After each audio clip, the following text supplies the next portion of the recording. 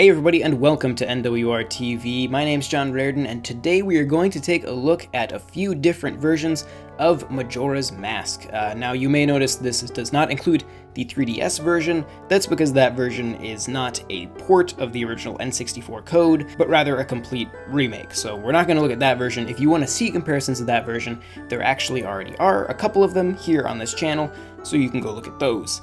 We're also not including the GameCube version, because if we did, you would still essentially be watching 3 comparisons along with a 4th quadrant that would just be devoted to a GameCube error screen. So, we're not including that one, it sucks. We're just going to look at the 3 playable versions of The Legend of Zelda Majora's Mask. So, here we go.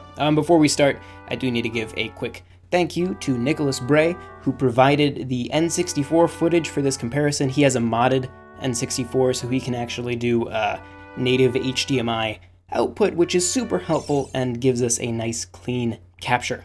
So right away we can notice as we're going down this tree a huge bump in the frames per second on both the Wii and Wii U version. We can see the Wii U version exhibiting that classic terrible darkening, and it even, if you look at Epona there, seems to be causing some actual loss in texture detail. There was almost like some weird color banding effect on Epona there. I'm not sure exactly what caused that, but it looks extremely ugly. Now, as you look at these frames, especially when you look at the N64 version versus the Wii version, it feels less like you're looking at a port of the original and almost like an HD remaster. I mean, it's so much clearer. Now, as we go along, you'll start to notice here the N64 is just a couple frames behind the other 2 versions. The Wii U and Wii version are actually staying locked literally on the same frame. But the N64 is falling a little bit behind. And that seems to be a combination of, the occasional little bit of slowdown with whenever it transitions scenes, it seems to linger for just a moment as if it's loading the next scene, and that causes it to fall just a little bit behind. Nothing major, just a couple frames. Now at the end of this text box, I go ahead and resync everything together. I'll do that at all of the text boxes so that we resync there. So we're back in sync here, but even then, pretty much immediately, I mean, it's hard to tell just by looking at it. But the N64 version is about a frame behind at this point from the other 2 versions, which, once again, are staying perfectly synchronized. Now you'll notice with the fairies that we're not seeing the same particle transparency issue that we had in the Wii version of Star Fox 64. All 3, the original, the Wii, and the Wii U version, the transparency on the particle effects looks pretty much identical, which is good to see. Once again, here we're going to really start to see the N64 fall behind as we see more and more action going on screen, more and more cuts to different shots. Each one of those cuts really seems to push the N64 farther and farther back, and of course we're seeing some frame rate issues in this very fast-paced chase scene. And ultimately this all leads up to one of the really interesting issues here. As you'll see, the N64 version was behind, but now the Wii version has pulled way ahead, and the Wii U version has actually almost perfectly resynced itself with the N64 version. That wasn't me resyncing it, that just naturally happened between those 2 versions. And what actually happened there is the Wii version loads up new environments much faster than the original N64 version did, which is awesome, especially when you're moving through Clocktown. You can really hop between environments very quickly. The Wii U version not only goes slower than the Wii version, it actually goes slower than the N64 version as well. So you can imagine moving through Clocktown on the Wii U version, you're really getting slowed down. Here you see it again, with the Wii version coming into this cutscene first, and then N64, and then Wii U.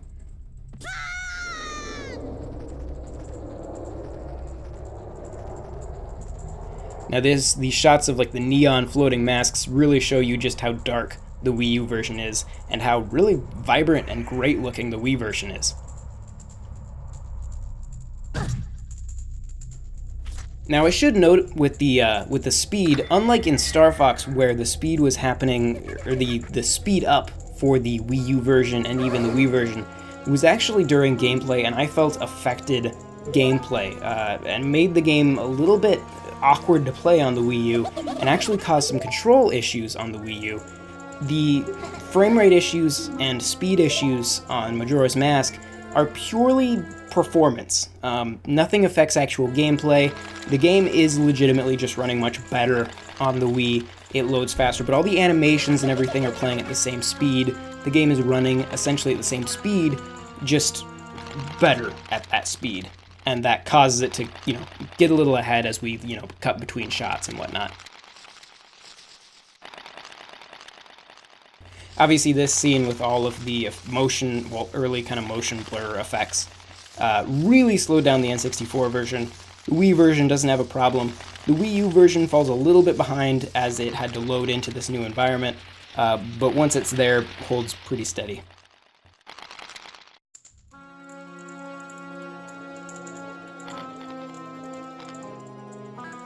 Now you can see the N64 version has fallen very far behind the other two versions, and even the Wii U version is pretty darn far behind the Wii version. But we'll get resynced here at the end of Skull Kid's little rant. And once again in here you can see all these particle effects look very consistent across all three versions. Once again, not having the same problem that Star Fox 64 had. Alright, so next we have a comparison of actual gameplay. Now obviously we can't get perfect like-for-like footage. Essentially, Nick captured his footage, and then I just try to match my run-through Clocktown on the other two systems. Now, first thing we'll see here in this environment, the flags were popping in on the N64 version. You see these ones in the next area, they'll pop in right there.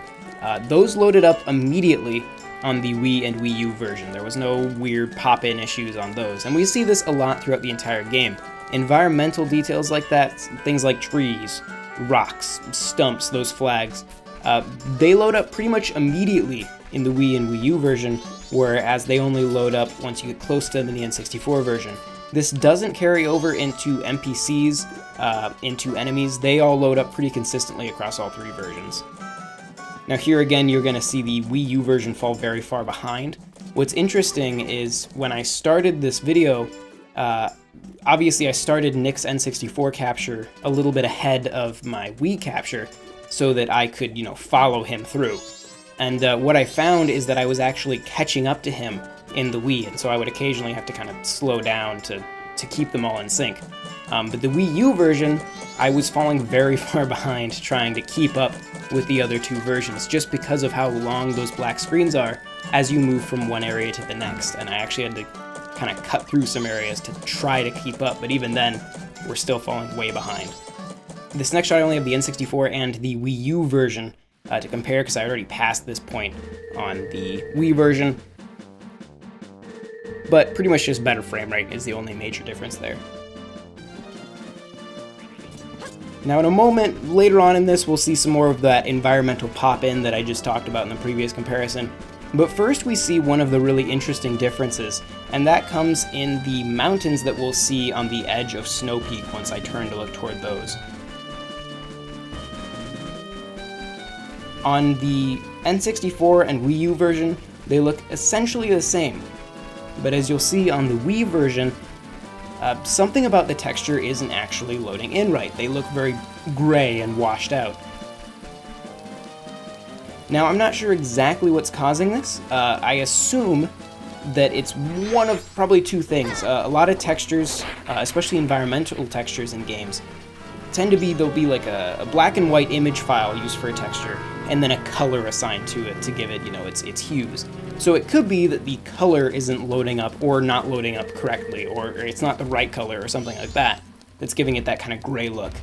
It could also be that it's already a colored texture, but that the opacity isn't set right on that texture, and that's causing it to look all grayed out like it does. This is the only area where I noticed a texture not loading up right, but of course it is possible. I'm pretty sure that texture is reused regularly in Majora's Mask, so it could be that texture has issues. Throughout the game, there may be other textures that have that problem, but that's the only one that I noticed. Now here in a moment, as we come around this corner, we'll start to see more of those pop-in issues. So as he comes around here, there's a tree in the far distance on both the Wii and Wii U version that's already loaded up. You'll notice that tree is absent on the N64 version, You'll just see that stump just popped in, the tree pops in, and then also this arch will pop in right there.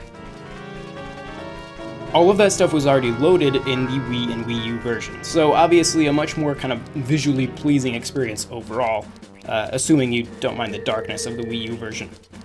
But all in all, I would definitely say, looking at this, I'd have to say the Wii is the best version of the original N64 Majora's Mask.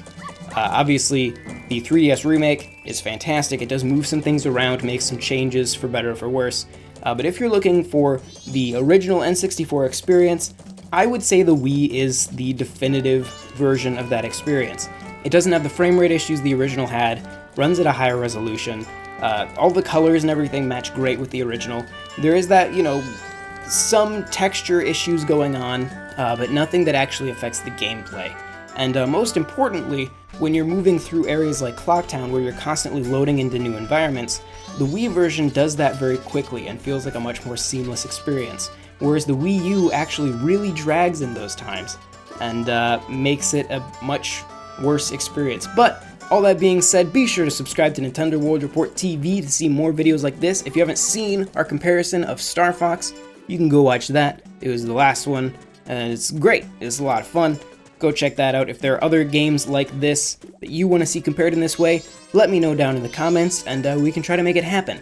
You can, of course, subscribe to this channel, check out NintendoWorldReport.com for even more, and if you really, really, really like what we do here, you can check out our Patreon, that's patreon.com/NWR, and support us there. Once again, my name's John Reardon, thank you very much for watching, and I will see you next time.